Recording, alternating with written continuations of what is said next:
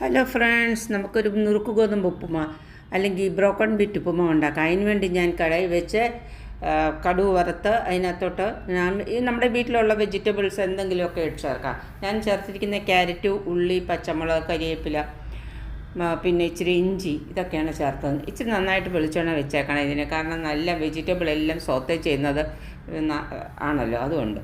പിന്നെ അതിൻ്റെ കൂടെ നമ്മൾ ബ്രോക്കൺ ബീറ്റും കൂടെ ചേർത്ത് അത് നന്നായിട്ട് ബ്രോക്കൺ വീറ്റ് നല്ല ബ്രൗൺ ആവുന്നിടം വരെ സോത്തേ ചെയ്യണം. എന്നാലേ അത് മൂത്തെങ്കിലേ അതിന് ടേസ്റ്റ് വരത്തുള്ളൂ, ഇല്ലെങ്കിൽ പറ്റിയിരിക്കും.